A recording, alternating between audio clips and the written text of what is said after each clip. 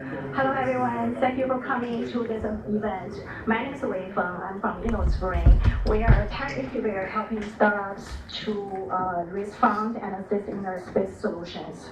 It's been amazing to work with Epiphany Exchange, and thank you so much for bringing your young birthday in such an exciting event. So thank you, Nico, thank you, Mark, and thank you, Luoxuan. Let me introduce Nico from Epiphany Exchange.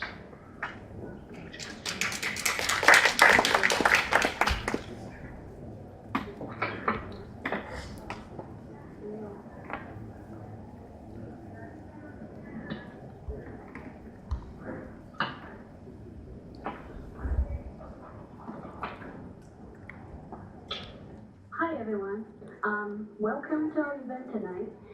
My name is Nicole, and I'm the BD director of Epiphany Exchange, a new type of exchange that we want to offer to you. So, when people talk about blockchain, they always say that this is a type of investment. And also, cryptocurrency is the best investment you can make. Well, it might be true just a couple months ago, but actually, I disagree because first, I am a big believer of investment and I am a big believer of blockchain, but I find this statement untrue. Someone wise Benjamin Franklin once said that an investment made in college always pays the best interest. That's the type of investment we should trust. And that's why we're here, and that's why you're here. So tonight we have invited a few top brands and also top experts in this field to share their knowledge and also share their vision with us about blockchain and also where the future stands for this technology. So let's get started by invite Dr. Alison Berke, and she will tell us all about the government policies on blockchain.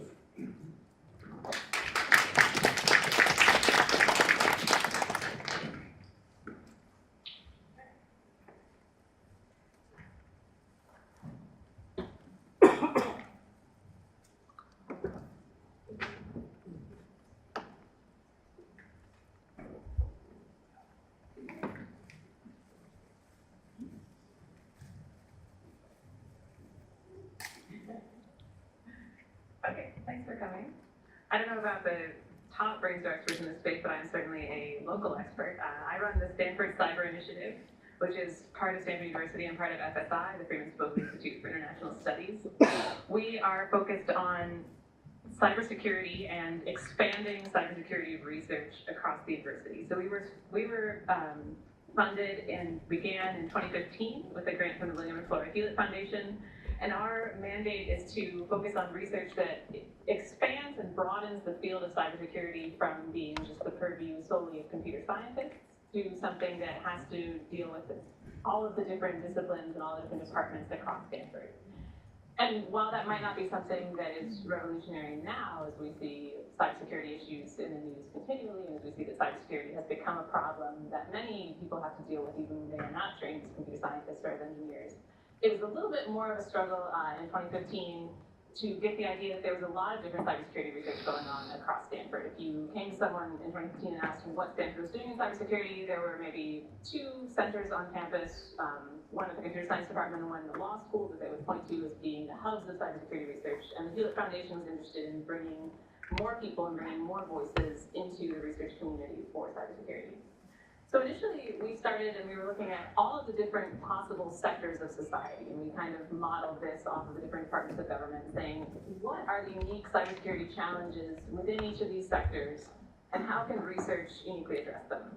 So we sent out our RFPs to professors across campus and asked them to tell us what research they were interested in doing, and through that process, we ended up focusing on 3 main focus areas. So we do research on cybersecurity and democracy and politics, security issues within labor and the workplace, and most importantly for tonight, cybersecurity issues that have to do with financial security and with cryptography. So within the focus area of financial security and cryptography, we fund a few different projects and work on a few special areas of policy-related cybersecurity work. We have a project on surveillance debate and what's called the crypto wars, where we're looking at the backdoor problem and why there are continual pushes from government to mandate weaker encryption in commercial products. We started this conference series on blockchain protocol analysis and security engineering, joined them in January. We're going to start calling it just the Stanford Blockchain Conference, but for now you can find it on our website as BPACE. We've done some research into zero-knowledge proofs and signature schemes in the security lab that the next speaker will touch on more. And we look at cryptocurrency policy and regulation, and more specifically, we look at how is cryptocurrency policy being formulated now, and then how should it be formulated, or what are some of the problems with the way that policymakers and regulators are currently thinking about cryptocurrency. One of the ways that we got into this research area is through Ben Losky, who is our visiting scholar from 2015 to 2017. Ben is the former superintendent of financial services of New York State, and you may know Ben because he drafted the initial documentation and the initial definition of the BIT license. And so the BIT license was the first state license that regulated exchanges that wanted to operate using different cryptocurrencies. So the actual BIT license debuted in 2015, and since then they've granted about one BIT license per year. They granted the first BIT license in September 2015 to a company called Circle that was going to be an exchange and is now no longer an exchange. They granted the second license in 2016 to Ripple and the third license in 2017 to Coinbase. So initially, what might jump out at you is that that's a very slow process of license granting. If you're granting one per year, you can probably name within 5 minutes more cryptocurrency companies and more companies that would want to operate by receiving, storing, or holding cryptocurrency or by operating as an exchange. The licenses don't cover the development of software. They don't cover merchants that accept virtual currencies. You could still operate kind of the way that Overstock.com does. You could operate the way that there's a pizza place in Brooklyn that does that will just accept Bitcoin in exchange for pizza or in exchange for business services. But any company that wanted to operate in some way by exchanging one cryptocurrency for another, or by offering wallets, or by offering some type of money transferring service, and wanted to either operate in New York or have customers who lived in New York, had to get a BIT license.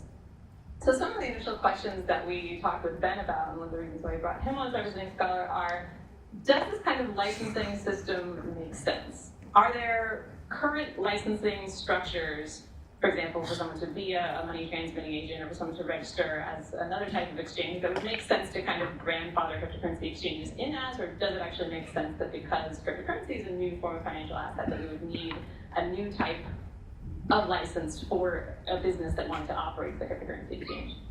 And then if we say that, well, we do maybe want some type of license, and maybe this license has to have new properties, then we have to ask, is the state the right level at which licensing should happen, or should we instead grant federal licenses, keeping in mind that there's not really that much of a difference between someone who's transacting as a customer in New York State and someone who's transacting as a customer in California, and that particularly given the broad scope of cryptocurrencies, there's not really a reason why you would want licensing to be different from state to state. So when we were talking about this with Ben, we kind of came down as, yes, it does make sense to have some aspects of licensing required for cryptocurrencies in order to keep in place things like customary anti-money laundering laws, and in order to make sure that people aren't using these exchanges for criminal purposes or for money laundering, because that can attract kind of criminals to your business. And we also kind of came down as no on the second question, that the state is not the right level at which licensing should happen, that instead we should look at having a coherent and kind of consistent monetary policy or licensing policy for exchanges across the federal level. So 4 areas that I want to go over very quickly with you in terms of how cryptocurrencies are treated in the policy and regulatory space are the designation of cryptocurrencies as commodities, securities, and currencies, how cryptocurrencies are treated for taxation, the requirements or lack of requirements to register a new cryptocurrency initial coin offering as a security, and then how some of these regulations address cryptocurrency crimes. So the first is that cryptocurrency is treated as property. So property has a legal definition. It requires you to be able to possess an object, to be able to control it, to have intent to own it, and to be able to exclude others from possessing it. And this includes intellectual property. There are different categories of property. You can have tangible property, you can have non-tangible property, and currency is kind of a special type of property, and you can have tangible currency. We have dollars or coins or bills, and you can have intangible property that is also essentially currency. So property is kind of an umbrella, and currency is kind of a subset of property. One caveat to treating cryptocurrency as property is that there are laws that regulate stolen property. And so we know that there are a lot of, particularly Bitcoins, but other cryptocurrencies as well, that have been stolen. There have been exchanges that were hacked. We know of kind of high-profile thefts of cryptocurrency. And if we're going to say that cryptocurrency is property, then we have to accept that there are real consequences, not only for stealing those coins, but also for owning those coins or for accepting them later. As you know, it's a crime to accept stolen property. And while there's a statute of limitations for prosecuting someone for receiving stolen property, there's basically not a statute of limitations for the return of that property. So if you receive what are stolen Bitcoins, you may not necessarily be prosecuted as a criminal for receiving them, but you would, if that is found out, have to return them. And so there are some interesting aspects of that we'll talk about later in terms of how do I determine which of these coins were stolen, given that Bitcoins are fungible. So another aspect that's interesting about treating cryptocurrency as property is that for the purposes of the US Bankruptcy Code, which also has a very, very broad definition of property, one distinction between something that's treated as property and something that's not is when there's a fraudulent transfer claim, and an entity that has made the fraudulent transfer is undergoing bankruptcy. The idea of recoverability, or of who can then recover that property that was fraudulently transferred, depends on at what point in time you're going to be valuing that property. So U.S. Bankruptcy Code treats a lot of different things as property. Most of the things that it doesn't treat as property are things like IRAs and retirement accounts. But under the subset of things that are property, things that have been fraudulently transferred, you are required to reverse that transfer and return the property that was fraudulently transferred, or to return a monetary value equivalent to the value of that property at the time of recovery. So you can imagine that if a company fraudulently transfers some Bitcoins a year ago and then is undergoing bankruptcy now, and whoever is the owner, whoever is taking over control of that exchange that's going through bankruptcy wants to recover those fraudulently transferred coins, they would have a very different value if we're assessing the value at the time of transfer a year ago versus if we're assessing the value at the time now of recovery. So in some cases, people have tried to have cryptocurrency be designated as not property under the Code of Bankruptcy so that they could actually value the property that they were receiving back at the time of fraudulent transfer, when it would have been valued lower than at the time of recovery. But the bankruptcy court does consider cryptocurrency to be property. So if you're recovering from a fraudulent transfer, you are recovering the monetary value basically at the time of recovery. So you would be recovering the value of however many Bitcoins were transferred at the value of Bitcoin right now, not at the value when they were fraudulently transferred. So from a community perspective, and when I say from a community perspective, it's not necessarily from any particular coin community, but more from the perspective of someone who thinks that cryptocurrencies have real value and that they should be used and that we should take steps in regulation and in policy to encourage their use and to make it easier to use them. From that perspective, treating cryptocurrency as property encourages the contractual delineation of multi-sig agreements. So it encourages people to be very clear about who owns which cryptocurrency and what they mean when they're entering into a multi-sig agreement to have community control over cryptocurrency. And it also encourages the use of cryptocurrency as a store of value because as opposed to something like intellectual property, you are allowed to actually transfer it and you're allowed to retain sole ownership of it and kind of use it as a store of value. So in general, it seems good that cryptocurrency would be treated as property, and it's kind of difficult to make the argument that it's not. Some of the things that are treated legally as not being property are a natural resource or metadata, so something that is stored on your phone, maybe that records what time you made certain phone calls. That is data, but it's not your property, and it's not necessarily the property of the manufacturer of your phone. It's not necessarily the property of Verizon. It's not considered property, it's more considered transactional data. It's difficult to argue that cryptocurrency would fall into that category because we do use it as a store of value. Another aspect of the regulation of cryptocurrency is how it's taxed. So it's taxed as property, but like we said, property is kind of this umbrella term, and it's not taxed as currency. If it were taxed as currency, you may know that you're exempt from being taxed on gains in the transfer of foreign currency up to $200. So if you go to France and you change your dollars into euros and you come back a month later and you still have some euros left over and you change them back into dollars, because there's a relatively low volatility between the dollar and the euro, you probably didn't make more than $200 on that transaction, and so you're not liable for tax on that conversion. That's not the case for cryptocurrencies because they're not treated as currency. So anytime that you transact in cryptocurrency, you are supposed to write that down and supposed to keep a ledger of all of those transactions and supposed to make the conversion to your native currency at the time of that transaction. And then at the end of the year, at tax time, you're supposed to pay kind of a capital gains tax on every single one of those transactions. And whether or not you pay a short-term or long-term capital gains tax depends on how long you've been considered to be holding that cryptocurrency. So you pay a short-term capital gains tax on anything you've held for less than 2 years, and a long-term tax on anything you've held for more than 2 years. It's not really defined how that holding should be accounted for by you. For example, whether you should use first in, first out, or last in, first out. If you've continually transacted in cryptocurrency and then now you're going to use some of that to buy a pizza, it's not really clear whether you're supposed to say that the cryptocurrency you used to buy a pizza was the cryptocurrency that you first bought, so like first in, first out, or whether it's the cryptocurrency that you most recently bought. That can affect the short-term or long-term capital gains tax that you pay. So that's kind of an area where the policy is ill-defined. But for the most part, this requirement to pay capital gains tax not only encourages holding, because you pay for higher tax brackets, you pay a lower rate if you're holding it for longer, but it also complicates record keeping for many small transactions. So it makes it quite a bit harder if you want to use Bitcoin to buy like a coffee or to buy a pizza every single day. The recording requirements and the later reporting requirements for tax on every single one of those purchases that you're responsible for make it a lot more difficult to do that. It makes it a lot more difficult to do many small transactions continually over a period of time. So from that sense, I think it doesn't make sense to treat cryptocurrency in this way, and there have also been bills proposed on the state level to have a similar foreign currency exemption for cryptocurrency transactions, maybe up to $200 or $400, depending on the volatility used, to exempt people from having to do that kind of day-to-day record keeping. Designating cryptocurrency as currency from a tax status would have advantages, but currently our definition for tax purposes of currency is tied to statehood and tied to the ability of a central bank to regulate monetary policy. So there might need to be kind of a third category if we want to have some of the benefits of treating it as currency, like the foreign currency gains exemption. We may need to define a third category. Something that you may definitely be familiar with is securities registration, or the requirement now that most ICOs register as securities. So we have this definition of a security, the Howey test, that it has a reasonable expectation of profits derived from the managerial efforts of others.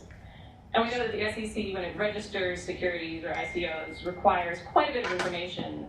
And some of the reason why they require that information is to supposedly protect investors from fraudulent ICOs, which is generally a good thing. There's been a proposal from the Filecoin group of a simple agreement for future tokens, the idea being that something that starts out as a security, like the promise to deliver a token, might be considered a security. And then once the token is actually delivered, the token can then be considered separately by the SEC and may or may not be found to be a commodity. For the most part, all new cryptocurrencies and all ICOs that are being launched now are being considered pretty broadly as securities. However, Bitcoin and Ethereum are not treated as securities, and that's kind of because they were grandfathered in a sense. A lot of the exchanges that were already dealing in Bitcoin and Ethereum were very worried about this security regulation, because if an exchange is dealing in an unlicensed security, then they can be in trouble with the SEC or with the CFTC. So we kind of got a grandfathered in decision that Bitcoin and Ethereum are not going to be treated as securities, but that pretty much all other cryptocurrencies will be. It's kind of questionable whether or not, if Ethereum were being launched now with the same kinds of language being used around its launch, it's kind of questionable whether or not it would be a security. It does have kind of a governing body that more tightly regulates it than Bitcoin, and a lot of the initial announcements of Ethereum used language that are similar to what would now be considered a security. But because it's kind of been around the longest, it doesn't get treated as a security.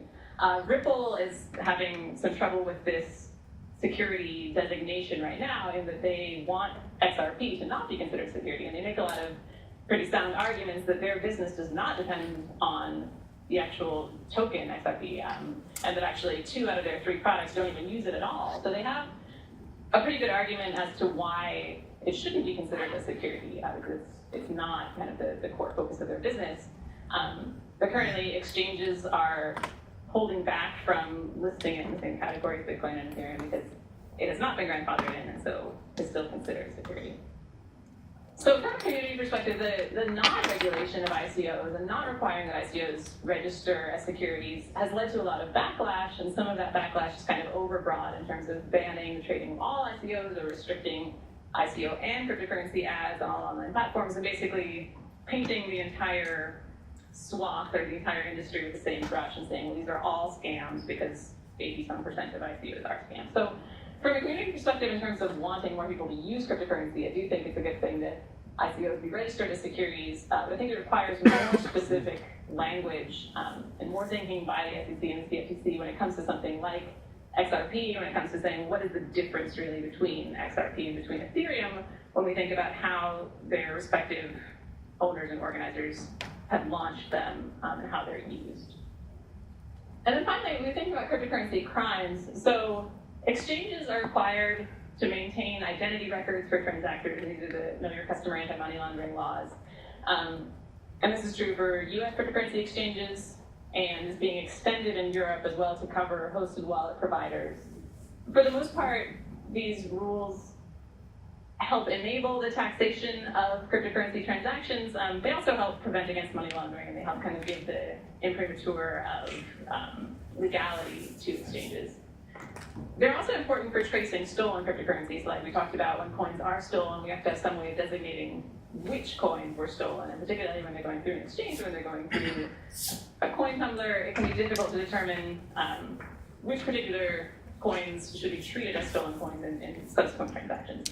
So Ross Anderson's group at the University of Cambridge has proposed this kind of first in, first out accounting mechanism to give coins that were involved in crimes or coins that were definitely stolen from exchanges that were hacked some kind of black mark. And so of course that would make them non-fungible, but that would also solve this problem of how can we treat cryptocurrency as property and also maintain a legal regime where stolen property has to be returned to the original owner. So from the community perspective, the perception of criminality associated with not having these types of laws, with not having registration for exchanges, or with not having a way to return stolen property can keep some investors away, and it invites the kind of overly broad regulation that we see in terms of painting all ICOs as scams or painting all cryptocurrency as kind of a lawless marketplace where anything that is stolen won't be returned. We know that some of the anonymity of cryptocurrencies is tied to their fungibility, but at least pseudonymity would be possible with non-fungibility. So I think that Ross Anderson's proposal is a good one in terms of being able to maintain the legal regime of what to do with stolen coins. Similarly, one of the requirements for exchanges is that they maintain a fractional reserve so that they can operate more like a traditional bank or more like a traditional money exchanger. And I think that mandating that cryptocurrency exchanges maintain similar fractional reserves of cryptocurrencies is going to end up being good for business and public trust. It could also be used as a guarantee against stolen funds if we do adopt some type of accounting mechanism whereby we trace all coins that have been stolen. Requiring the exchanges maintain reserves could protect against the idea that some coins are later revealed to have been stolen. So just a couple of things about the future. At a recent G20 summit, there was a lot of discussion on cryptocurrency. The main consensus that was arrived at was that cryptocurrency should be treated as property, and there was discussion about the possibility of treating them as a novel asset class in the future. I think the way that cryptocurrencies are used in Venezuela is illustrative because they've kind of become an upper bound on inflation, where the Venezuelan bolivar is basically out of control. People don't want to maintain any kind of reserve in the bolivar because inflation is so high and because there's a lot of threat of government kind of seizure or misuse of the currency. And so a lot of Venezuelans are, whether legally or not, keeping most of their reserve in cryptocurrency so that they can have something that actually is less volatile than their own state-backed currency. And this kind of speaks to the idea that the ability of cryptocurrencies to influence monetary policy increases with transaction volume and is going to be seen initially in sort of failing governments like Venezuela, in the sense that the more people use cryptocurrency as their primary currency when the state-backed or when the fiat currency has failed them, the more we can see how adopting cryptocurrency on a wide scale and how seeing the way that cryptocurrency operates on kind of a nationwide level will affect the monetary policy that governs the exchange and ultimately the volatility of that cryptocurrency. So that's it for me, and I'm happy to take any questions about the cyber initiative. In the blue. Yeah, so there's a lot of obviously nuances to crypto economic models in terms of like medium of exchange or staking. Do you view regulators as taking a nuanced approach to this, or are they just going to blanket crypto tokens, or are they going to make distinctions for specific characteristics of crypto economic functions of tokens? Yeah, at the moment it does seem like they're taking a blanket view on it, kind of as evidenced by the lack of understanding of the nuance of XRP and Ripple. So my hope is that as companies that have their own token make a stronger case for explaining why their token is distinct or why it's more similar to Bitcoin than to an ICO, that they'll have a more nuanced view. Certainly the CFTC has indicated that they're going to continue revising their position on this. So yeah, it seems like they're kind of painting them all with the same brush now, but yeah. I'm hopeful that something like Ripple, which is so large and has so many well-established people working for it, will be able to kind of push policy forward in that sense.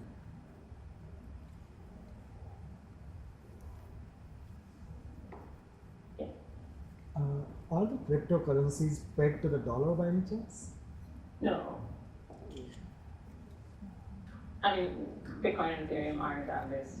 There's kind of, I mean, we can talk about Tether. Tether's kind of a Tether says that it's pegged to the dollar. That's probably not true. But yeah, there's the main kind of more, I guess, respectable cryptocurrencies are not. Yeah. So it said for tax purposes, like everyone is like legally required to record every transaction, but how is that even possible to verify? I mean, like anonymity is what Bitcoin is all about. Yeah, so some of the exchanges do require registration information for people who are using them, and some of the exchanges have been subpoenaed by the IRS to provide information on customers whose activity was above a certain threshold. But you know, this is not tax advice, but you could probably get away with not keeping a ledger of all of your individual small cryptocurrency purchases. There's no real way at the moment, for the IRS to verify that you're doing that correctly, but in the same way that a lot of the way that you fill out your taxes depends on kind of a good faith effort to adhere to the rules. They put out, this is the way that you should be doing it, and if the sum probably of your transactions is above a certain amount, they probably will at some point either subpoena the business that you have been paying these small amounts to, or the exchange, or the host of your wallet, to get whatever information they have on you. Can you comment on the Coinbase versus IRS case? Yeah, so that was one of those where the IRS subpoenaed some information on users whose activity was above a certain monetary threshold. And I think part of that is because of this rule. You're asking how the case is going, or whether? Yeah, what's the current state of the law? They were required to take the 20,000 off. What was the actual case? Yeah, I don't recall exactly what the limit in dollars was, but they asked for information on all of the Coinbase users whose holdings or whose some activity was above a certain monetary threshold. I think initially they asked for information on almost all Coinbase users, and they said that was too broad, but they do, I mean, Coinbase, as it operates in the US legally, does have responsibilities to the IRS to comply with their regulation. So it would be very difficult for Coinbase to say we don't owe you any of the information we have on any of our customers. That would probably lead to them, losing their BIT license in New York State and not being able to operate. Also, I should say I'm not a lawyer, so don't take anything I'm saying as legal advice. Yeah. What is your policy outlook in 2018 and 2019 for governments around the world? Like, for example, India with their cryptocurrency exchange banking ban, so to speak. Like, do you see that type of action continuing throughout the next couple of years? Do you think that some of these regulators, some countries will figure out how to regulate cryptocurrency better than others? So it's looking as though South Korea has been engaging pretty deeply with the correct way to regulate cryptocurrency, and that they've kind of gone back and forth, and they've gone from saying we're going to ban all cryptocurrency trading to saying no, we want to actually launch our own sole South Korea-based cryptocurrency. So I'm interested in how their policy is going to evolve, and also interested in how the EU's policy is going to evolve. So Switzerland, not part of the EU, but they have a very kind of laissez-faire view toward cryptocurrency as they do toward many other currencies. Germany also doesn't tax in the same way that the US does, that kind of capital gains tax on individual cryptocurrency transactions. Germany doesn't have that, so I'm going to be interested too to see how the EU can have one single monetary policy that addresses cryptocurrency when different EU member states don't have comparable, basically, tax regimes.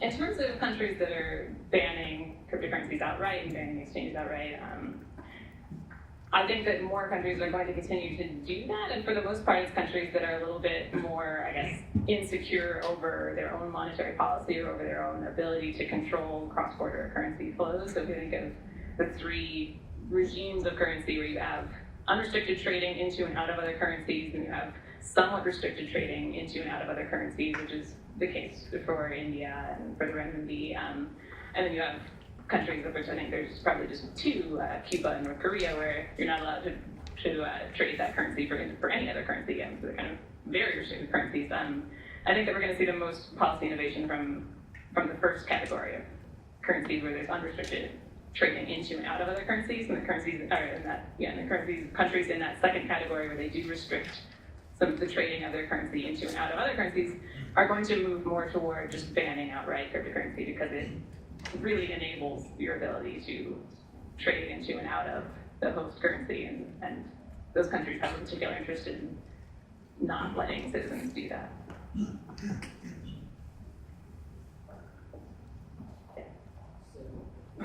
any comment on like how different agencies see cryptocurrency? Also, some of the agencies see cryptocurrency as a commodity, and how does different laws interfere with all these agencies that see cryptocurrency as their part of the infrastructure. Oh, which agencies? I've heard US have like different agencies, like IRS sees cryptocurrency as a commodity, but there's other agencies which see cryptocurrency as a commodity, and then there are various other government agencies that see cryptocurrencies differently because of their property. So do you have any comment on how different laws kind of interfere with all these different agencies? So for the most part, all of the US agencies will see it as a property, because that's kind of the umbrella of treating it as a property. And then within that, whether or not they see it as a currency, like the IRS, or as a security, like the SEC or the CFTC, the way that it's treated as a security is kind of as a special commodity.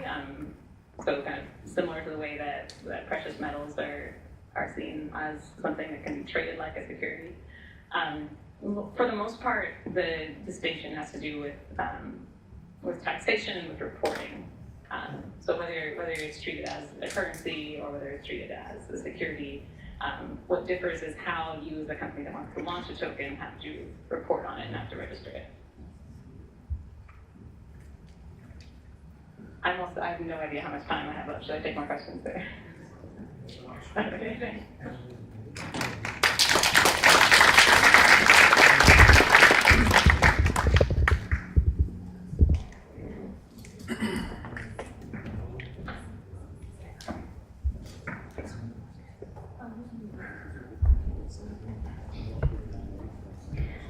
Thank you very much, Dr. Alison Berke.